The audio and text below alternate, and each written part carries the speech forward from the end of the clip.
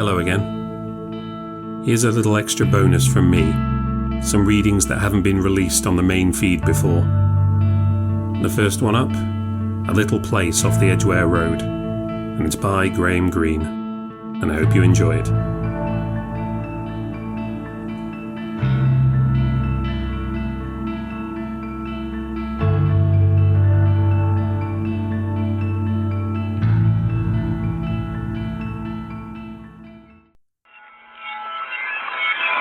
Craven came up past the Achilles statue in the thin summer rain.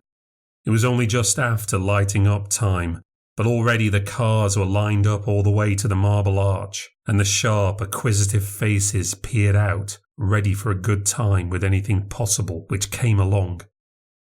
Craven went bitterly by with the collar of his mackintosh tight round his throat. It was one of his bad days. All the way up the park he was reminded of passion. But you needed money for love. All that a poor man could get was lust. Love needed a good suit, a car, a flat somewhere, or a good hotel. It needed to be wrapped in cellophane. He was well aware all the time of the stringy tie beneath the mackintosh and the frayed sleeves. He carried his body about with him like something he hated. There were moments of happiness in the British Museum reading room, but the body called him back. He bore, as his only sentiment, the memory of ugly deeds committed on park chairs. People talked as if the body died too soon. That wasn't the trouble to Craven at all.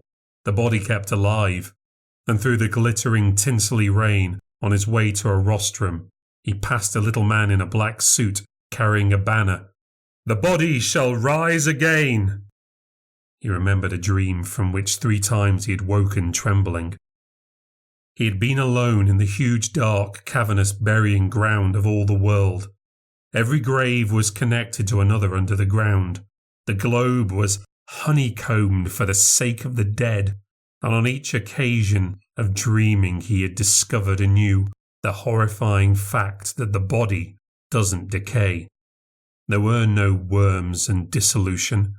Under the ground the world was littered with masses of dead flesh, ready to rise again with their warts and boils and eruptions.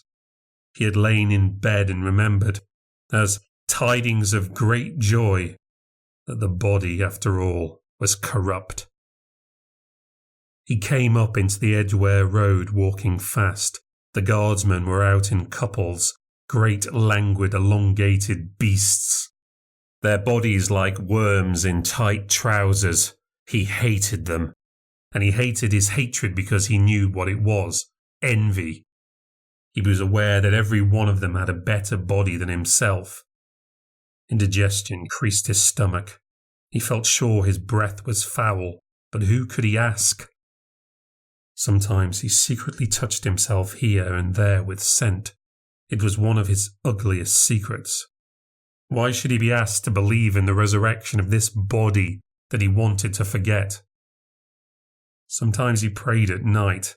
A hint of religious belief was lodged in his breast like a worm in a nut, that his body at any rate should never rise again. He knew all the side streets around the Edgware Road only too well. When a mood was on, he simply walked until he tired, squinting at his own image in the windows of Salmon and Gluckstein and the ABCs. So he noticed at once the posters outside the disused theatre in Culper Road. They were not unusual, for sometimes Barclays Bank Dramatic Society would hire the place for an evening, or an obscure film would be trade shown there. The theatre had been built in 1920 by an optimist. He thought the cheapness of the site would more than counterbalance its disadvantage of lying a mile outside the conventional theatre zone. But no play had ever succeeded, and it was soon left to gather rat holes and spider webs. The covering of the seats was never removed, and all that ever happened to the place was the temporary false life of an amateur play or a trade show. Craven stopped and read. There were still optimists, it appeared, even in 1939, for nobody but the blindest optimist could hope to make money out of the place, as the home of silent film. The first season of Primitives was announced, a highbrow phrase. There would never be a second. Well, the seats were cheap, and it was perhaps worth a shilling to him now that he was tired, to get in somewhere out of the rain. Craven bought a ticket and went into the darkness of the stalls. In the dead darkness, a piano tinkled something monotonous, recalling Mendelssohn.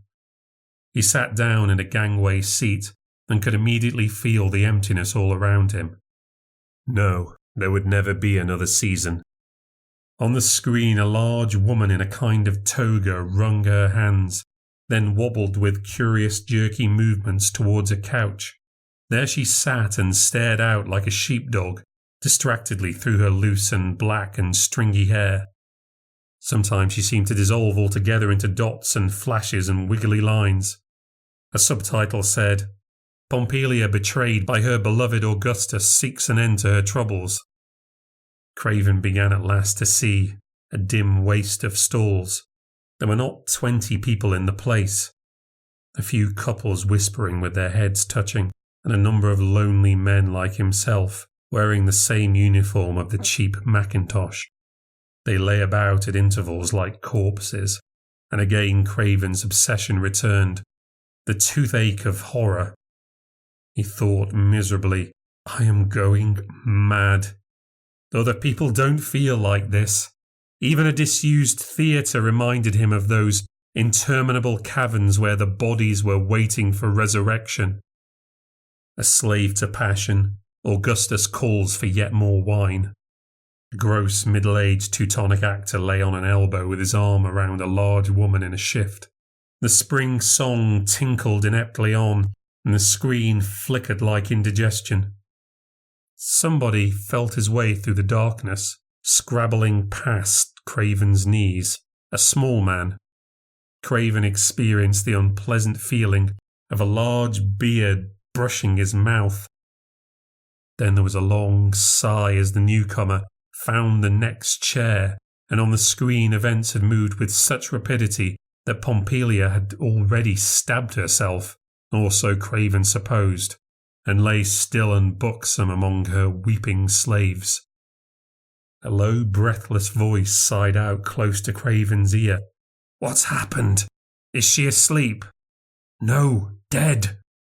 "Murdered?" the voice asked, with a keen interest. "I don't think so. Stabbed herself." Nobody said hush. Nobody was enough interested to object to a voice. They drooped among the empty chairs in attitudes of weary inattention. The film wasn't nearly over yet. There were children somehow to be considered. Was it all going on to another generation?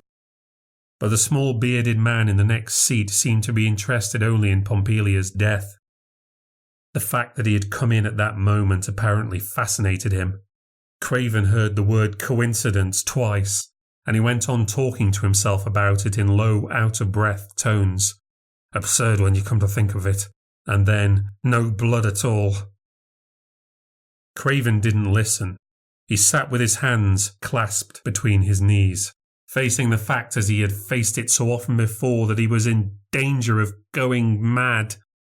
He had to pull himself up, take a holiday, see a doctor. God knew what infection moved in his veins. He became aware that his bearded neighbour had addressed him directly. "What?" he asked impatiently. "What did you say?" "There would be more blood than you can imagine." "What are you talking about?" When the man spoke to him, he sprayed him with damp breath. There was a little bubble in his speech like an impediment. He said, "When you murder a man—" "This was a woman," Craven said impatiently. "That wouldn't make any difference." "It's got nothing to do with murder anyway." "That doesn't signify." They seemed to have got into an absurd and meaningless wrangle in the dark. "I know, you see," the little bearded man said in a tone of enormous conceit. "Know what?" "About such things," he said with guarded ambiguity. Craven turned and tried to see him clearly. Was he mad? Was this a warning of what he might become, babbling incomprehensibly to strangers in cinemas? He thought, by God, no, trying to see. I'll be sane yet. I will be sane. He could make out nothing but a small black hump of body. The man was talking to himself again. He said, "Talk such talk. I say it's all for £50, but that's a lie. Reasons and reasons. They always take the first reason, never look behind. 30 years of reasons, such simpletons." He added again in that tone of breathlessness and unbounded conceit. So this was madness. So long as he could realise that, he must be sane himself, relatively speaking. Not so sane perhaps as the seekers in the park or the guardsmen in the Edgware road, but saner than this. It was like a message of encouragement as the piano tinkled on.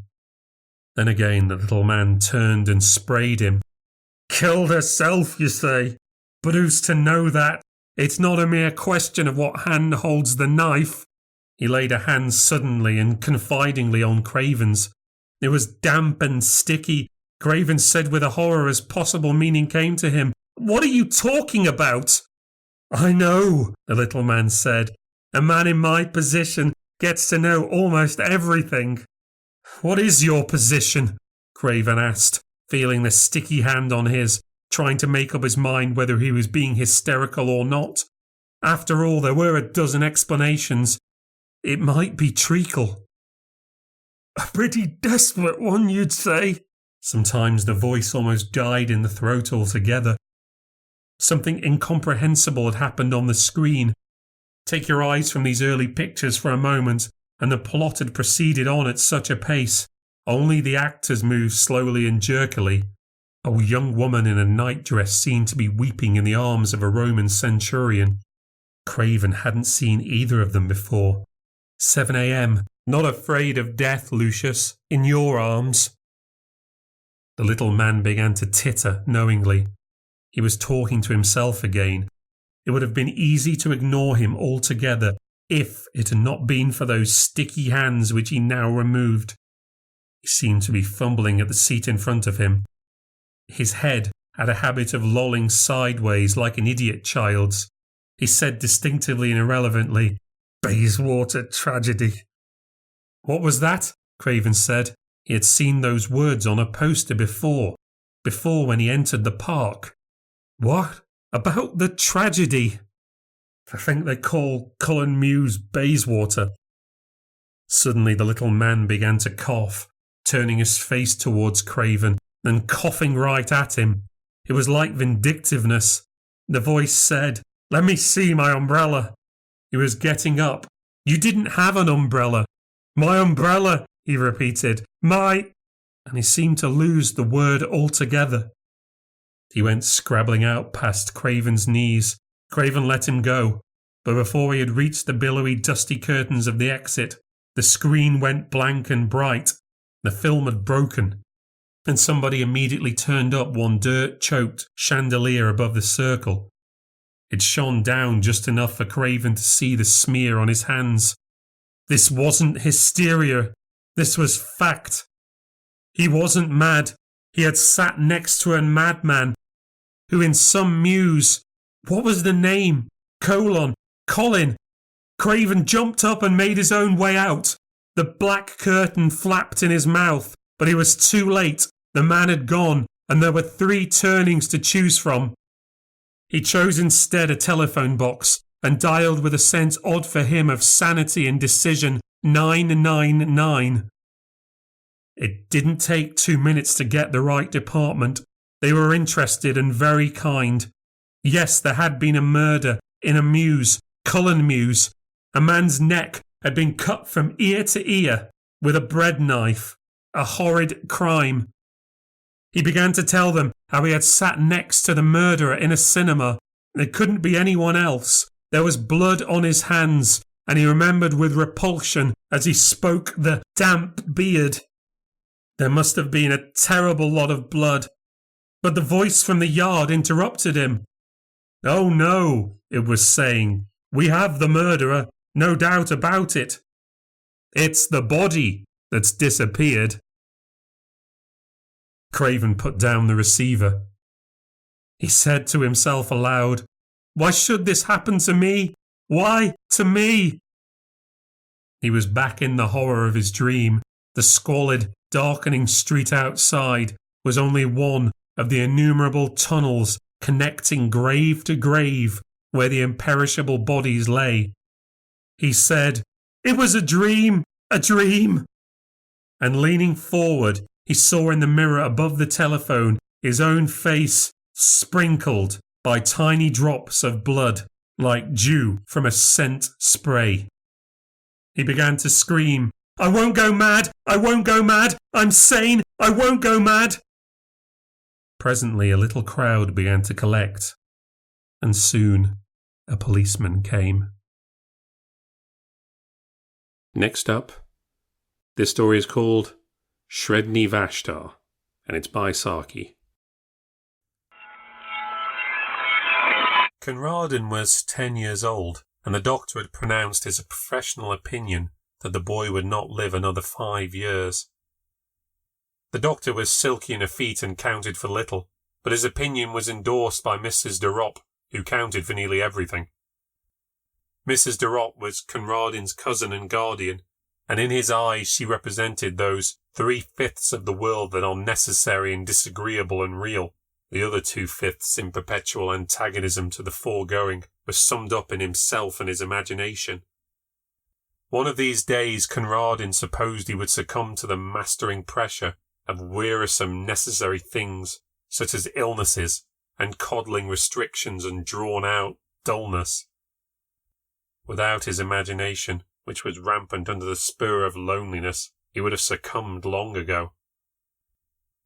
Mrs. de Ropp would never, in her honestest moments, confess to herself that she disliked Conradin, though she might have been dimly aware that thwarting him for his good was a duty which she did not find particularly irksome. Conradin hated her with a desperate sincerity, which he was perfectly able to mask. Such few pleasures as he could contrive for himself gained an added relish from the likelihood that they would be displeasing to his guardian, and from the realm of his imagination she was locked out, an unclean thing which she should find no entrance. In the dull, cheerless garden, overlooked by so many windows that were ready to open with a message not to do this or that, or a reminder that medicines were due, he found little attraction. The few fruit trees that it contained were set jealously apart from his plucking, as though they were rare specimens of their kind, blooming in an arid waste. It would probably have been difficult to find a market gardener who would have offered 10 shillings for their entire yearly produce. In a forgotten corner, however, almost hidden behind a dismal shrubbery, was a disused tool shed of respectable proportions, and within its walls Conradin found a haven, something that took on the varying aspects of a playroom and a cathedral. He had peopled it with a legion of familiar phantoms, evoked partly from fragments of history and partly from his own brain, but it also boasted 2 inmates of flesh and blood. In one corner lived a ragged, plumaged hoodoo hen, on which the boy lavished an affection that had scarcely another outlet. Further back in the gloom stood a large hutch, divided into 2 compartments, one of which was fronted with closed iron bars. This was the abode of a large polecat ferret, which a friendly butcher boy had once smuggled, caged and all, into its present quarters in exchange for a long-secreted hoard of small silver. Conradin was dreadfully afraid of the lithe, sharp-fanged beast, but it was his most treasured possession. Its very presence in the tool shed was a secret and fearful joy, to be kept scrupulously from the knowledge of the woman, as he privately dubbed his cousin. And one day, out of heaven knows what material, he spun the beast a wonderful name, and from that moment it grew into a god and a religion. The woman indulged in religion once a week at church nearby, and took Conradin with her. But to him, the church service was an alien rite in the house of Rimmon, Every Thursday, in the dim and musty silence of the tool shed, he worshipped with a mystic and elaborate ceremonial before the wooden hutch where dwelt Sredni Vashtar, the great ferret. Red flowers in the season and scarlet berries in the winter time were offered at his shrine, for he was a god who laid some special stress on the fierce, impatient side of things, as opposed to the woman's religion, which, as far as Conradin could observe, went to great lengths in the contrary direction. And on great festivals, powdered nutmeg was strewn in front of his hutch, an important feature of the offering being that the nutmeg had to be stolen. These festivals were of irregular occurrence and were chiefly appointed to celebrate some passing event. On one occasion, when Mrs. de Ropp suffered from acute toothache for 3 days, Conradin kept up the festival during the entire 3 days and almost succeeded in persuading himself that Sredni Vashtar was personally responsible for the toothache. If the malady had lasted for another day, the supply of nutmeg would have given out. The Houdan hen was never drawn into the cult of Sredni Vashtar. Conradin had long ago settled that she was an Anabaptist. He did not pretend to have the remotest knowledge as to what an Anabaptist was, but he privately hoped that it was dashing and not very respectable. Mrs. de Ropp was the ground plan on which he based and detested all respectability. After a while, Conradin's absorption in the tool shed began to attract the notice of his guardian. "It's not good for him to be pottering down there in all weathers," she promptly decided, and at breakfast one morning she announced that the Houdan hen had been sold and taken away overnight.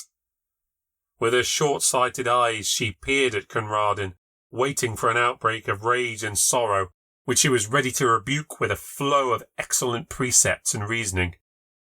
But Conradin said nothing. There was nothing to be said. Something perhaps in his white-set face gave her a momentary qualm, for at tea that afternoon there was toast on the table, a delicacy which she usually banned on the grounds that it was bad for him, also because the making of it gave trouble, deadly offence in the middle-class feminine eye. "I thought you liked toast," she exclaimed with an injured air, observing that he did not touch it. "Sometimes," said Conradin. In the shed that evening there was an innovation in the worship of the hutch god. Conradin had been wont to chant his praises. Tonight he asked a boon. "Do one thing for me, Sredni Vashtar." The thing was not specified. As Sredni Vashtar was a god, he must be supposed to know. And choking back a sob as he looked at that other empty corner, Conradin went back to the world he so hated. And every night, in the welcome darkness of his bedroom, and every evening in the dusk of the tool shed, Conradin's bitter litany went up. "Do one thing for me, Sredni Vashtar." Mrs. de Ropp noticed that the visits to the shed did not cease, and one day she made a further journey of inspection. "What are you keeping in that locked hutch?" she asked. "I believe it's guinea pigs. I'll have them all cleared away." Conradin shut his lips tight, but the woman ransacked his bedroom till she found the carefully hidden key and forthwith marched down to the shed to complete her discovery. It was a cold afternoon, and Conradin had been bidden to keep to the house. From the furthest window of the dining room, the door of the shed could just be seen beyond the corner of the shrubbery, and there Conradin stationed himself. He saw the woman enter, and then he imagined her opening the door of the sacred hutch and peering down with short-sighted eyes into the thick straw bed where his god lay hidden. Perhaps she would prod at the straw in her clumsy impatience. And Conradin fervently breathed his prayer for the last time, but he knew as he prayed that he did not believe. He knew that the woman would come out presently with that pursed smile he loathed so well on her face, and that in an hour or two the gardener would carry away his wonderful god a god no longer, but a simple brown ferret in a hutch. He knew that the woman would triumph always as she triumphed now, and that he would grow ever more sickly under her pestering and domineering and superior wisdom, till one day nothing would matter much more with him, and the doctor would be proved right. And in the sting and misery of his defeat, he began to chant loudly and defiantly the hymn of his threatened idol. Sredni Vashtar went forth. His thoughts were red thoughts, and his teeth were white. His enemies called for peace, but he brought them death. Sredni Vashtar the beautiful. And then of a sudden, he stopped his chanting and drew closer to the window pane. The door of the shed still stood ajar, as it had been left, and the minutes were slipping by. They were long minutes, but they slipped by nevertheless. He watched the starlings running and flying in little parties across the lawn. He counted them over and over again, with one eye always on the swinging door. A sour-faced maid came in to lay the table for tea, and still Conradin stood and waited and watched. Hope had crept by inches into his heart, and now a look of triumph began to blaze in his eyes that had only known the wistful patience of defeat. Under his breath, with a furtive exultation, he began once again the paean of victory and devastation. And presently his eyes were rewarded. Out through that doorway came a long, low, yellow and brown beast, with eyes a-blink at the waning daylight, and dark wet stains around the fur of jaws and throat. Conradin dropped on his knees. The great polecat ferret made its way down to a small brook at the foot of the garden, drank for a moment, then crossed a little plank bridge and was lost to sight in the bushes. Such was the passing of Sredni Vashtar. "Tea is ready," said the sour-faced maid. "Where is the mistress?" "She went down to the shed some time ago," said Conradin, and while the maid went to summon her mistress to tea, Conradin fished a toasting fork out of the sideboard drawer and proceeded to toast himself a piece of bread. And during the toasting of it and the buttering of it, with much butter and the slow enjoyment of eating it, Conradin listened to the noises and silences which fell in quick spasms beyond the dining-room door. The loud, foolish screaming of the maid, the answering chorus of wondering ejaculations from the kitchen region, the scuttering footsteps and hurried embassies for outside help. And then after a lull, the scared sobbings and the shuffling tread of those who bore a heavy burden into the house. "Who will ever break it to the poor child? I couldn't for the life of me," explained a shrill voice. And while they debated the matter amongst themselves, Conradin made himself another piece of toast.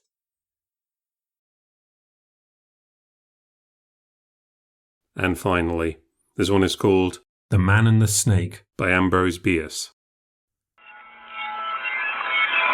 It is of veritable report, and attested of so many that there be now of wise and learned none to gainsay it, that ye serpent, his eye hath a magnetic property, that whoso falleth into its vision is drawn forwards in despite of his will, and perisheth miserably by ye creature, his bite. Stretched at ease upon a sofa in gown and slippers, Harker Brayton smiled as he read the foregoing sentence in old Morrister's Marvels of Science. The only marvel in the matter, he said to himself, is that the wise and learned in Morrister's day should have believed such nonsense as is rejected by most of even the ignorant in ours. A train of reflection followed, for Brayton was a man of thought, and he unconsciously lowered his book without altering the direction of his eyes. As soon as the volume had gone below the line of sight, something in an obscure corner of the room recalled his attention to his surroundings. What he saw, in the shadow under his bed, was two small points of light, apparently an inch apart, They might have been reflections of the gas jet above him in metal nail heads. He gave them but little thought and resumed his reading. A moment later, some impulse which it did not occur to him to analyse, impelled him to lower the book again and seek for what he saw before. The points of light were still there. They seemed to have become brighter than before, shining with a greyish lustre that he had not at first observed. He thought, too, that they might have moved a trifle. Were they somewhat nearer? They were still too much in shadow, however, to reveal their nature and origin to an indolent attention, and again he resumed his reading. Suddenly something in the text suggested a thought that made him start and drop the book for the third time to the side of the sofa, whence, escaping from his hand, it fell sprawling to the floor, back upward. Brayton, half risen, was staring intently into the obscurity beneath the bed, where the points of light shone with, it seemed to him, an added fire. His attention was now fully aroused, his gaze eager and imperative.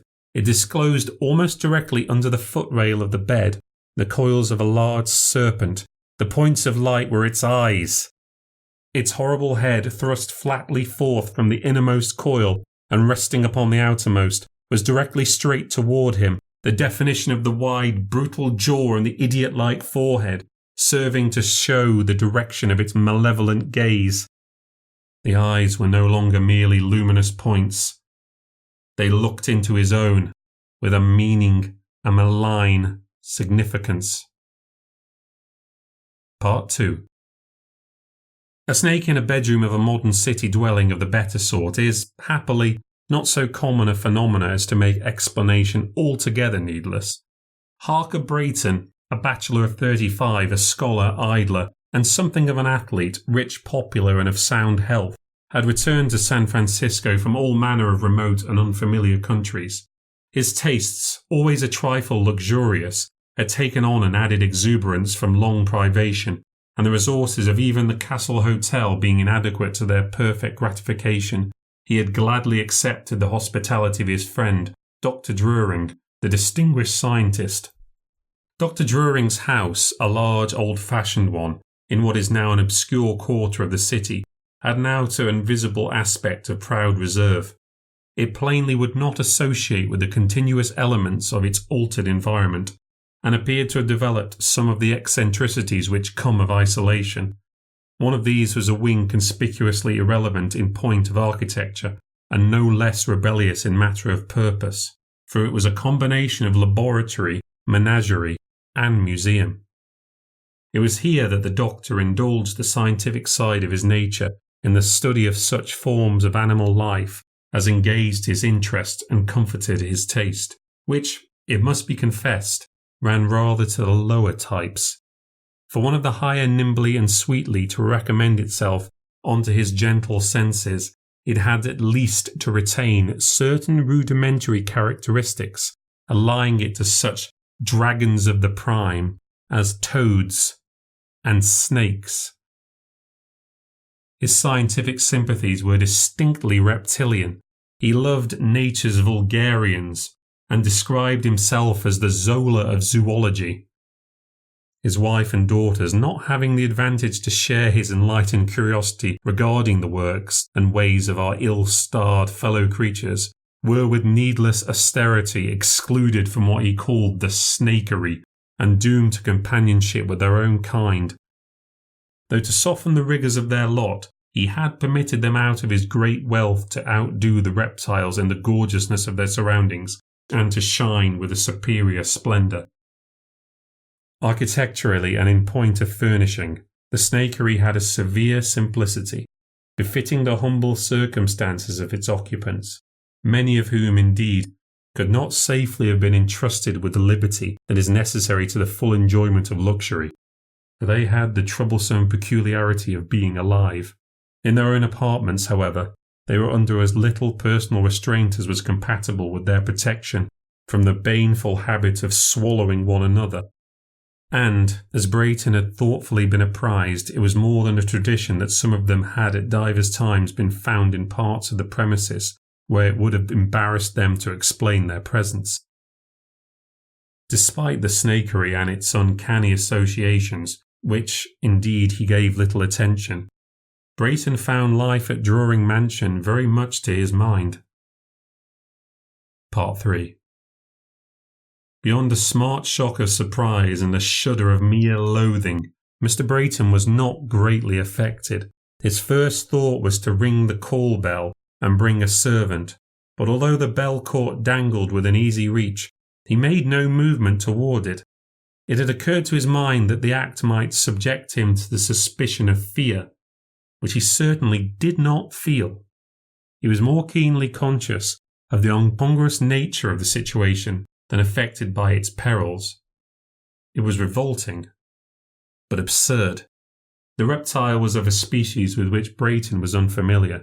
Its length he could only conjecture. The body at the largest visible part seemed about as thick as his forearm. In what way was it dangerous, if in any way? Was it venomous? Was it a constrictor? His knowledge of nature's danger signals did not enable him to say. He had never deciphered the code. If not dangerous, the creature was at least offensive.